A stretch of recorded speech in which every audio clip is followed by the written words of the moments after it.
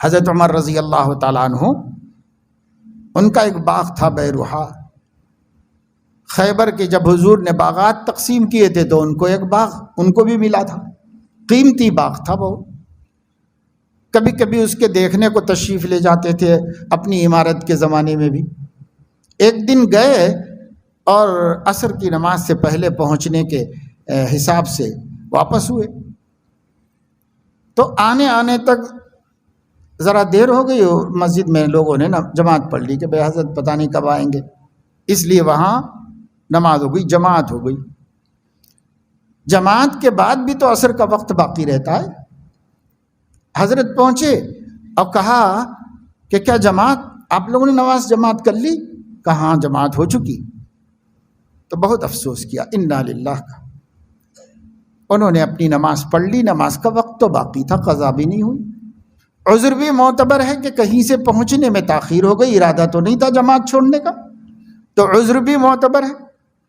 لیکن اس کے باوجود نماز پڑھنے کے بعد لوگوں کو جمع کیا مسجد میں، اور ممبر پہ چڑھ کے اعلان فرمایا کہ لوگوں، عمر کو اس کے باغ کی محبت نے عصر کی جماعت سے محروم کر دیا ہے، اس لیے میں آپ لوگوں کو گواہ بناتا ہوں کہ وہ باغ میں صدقہ کر کے بیت المال میں داخل کر دیا تاکہ اس سے محروم نہ ہوں۔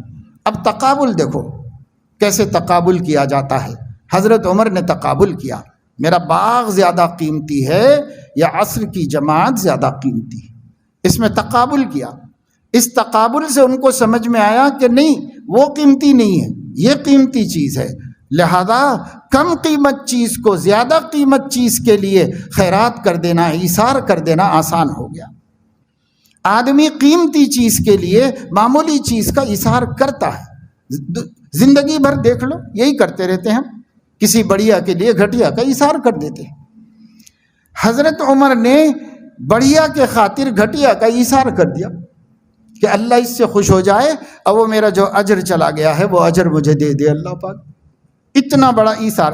اب ہم حساب ڈالتے، لاکھوں کا باغ تھا بھائی، بہت سے بہت اللہ سے کہتے کہ استغفر اللہ، اللہ مجھے معاف کر دیجئے، میں آنا ہی چاہ رہا تھا مگر نہیں آ سکا، تو بھی تو کام بن جاتا حضرت عمر کا۔ لیکن یہ یقین ہے، یہ ایمان ہے جو ان کو دونوں چیزوں میں تقابل کرا کے ایک چیز کا ایثار کرا دیا اس میں سے۔ حضرت سلیمان علیہ السلام گھوڑے بہت پسند کرتے تھے، بہادرانہ مزاج تھا، سپاہیانہ نبی تھے اور بادشاہ بھی تھے۔ بڑے بڑے قیمتی گھوڑے انہوں نے جمع کروا کے رکھے، قرآن میں اللہ نے بیان فرمایا، بڑے بڑے قیمتی گھوڑے جمع کرا کے رکھے تھے۔ ایک دن اپنے گھوڑوں کو دیکھنے کے لیے لائن میں کھڑا کر کے لوگوں نے اس کو تیار ریڈی کر کے رکھا، بہت پسند آئے، ایک ایک گھوڑے کو دیکھ کے خوش ہوتے رہے، پسند آتے رہے۔ یہاں سے وہاں تک سب کا جائزہ لے کے نکلنے تک نماز فوت ہو گئی۔ حضرت سلیمان علیہ السلام کو بڑا غم ہوا، اور اسی غم میں انہوں نے وہ تمام دنیا سے جمع کیے ہوئے انسانوں اور جنات کے ذریعے دنیا بھر کے جو قیمتی گھوڑے جمع کر کے رکھے تھے وہ سارے گھوڑوں کو ذبح کروا دیا،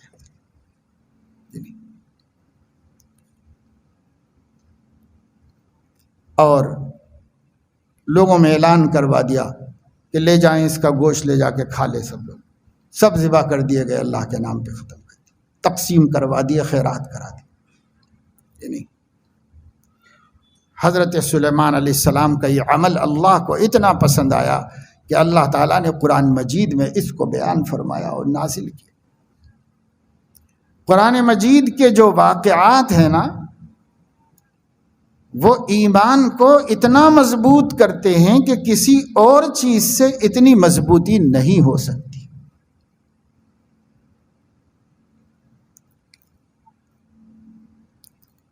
پوچھا گیا ایک اللہ والے بزرگ سے کہ ایمان کیسے مضبوط ہوگا؟ پوچھنے والے بے عمل لوگ نہیں تھے، عمل کرنے والے لوگ تھے، گناہوں سے بچنے والے لوگ تھے۔ وہ پوچھ رہے ہیں، نیک لوگ نیک آدمی سے پوچھ رہے ہیں ایمان کی مضبوطی کا سب سے آسان اور سہل سبب کیا ہے؟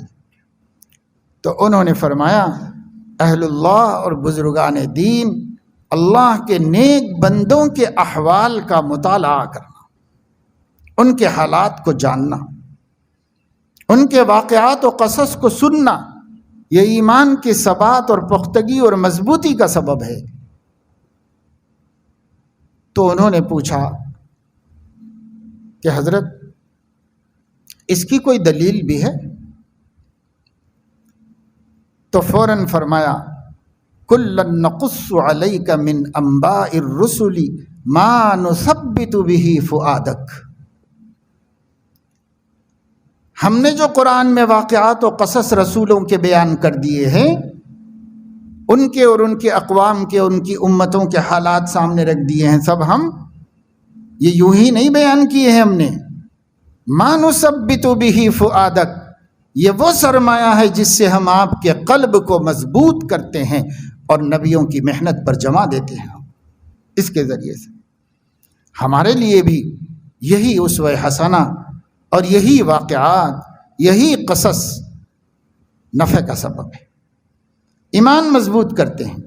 لوگ تیار نہیں ہیں قرآن مجید میں غور کرنے کے لیے، تدبر کرنے کے لیے، اور بار بار عرض کرتا ہوں علماء بھی تیار نہیں ہیں، جن کو اللہ نے تو اتنا سلیقہ دے دیا ہے کہ وہ تو بڑی بڑی عربی کی تفسیریں بھی کھنگال سکتے، پڑھ سکتے ہیں، عبرت حاصل کر سکتے ہیں۔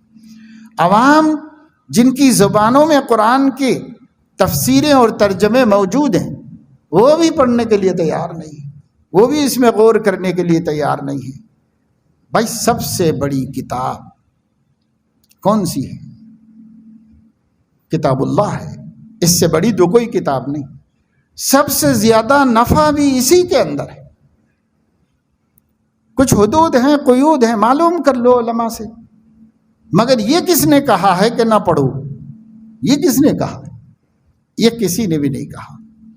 اس لیے قرآن کریم سے سبق حاصل کرنا بہت ضروری ہے۔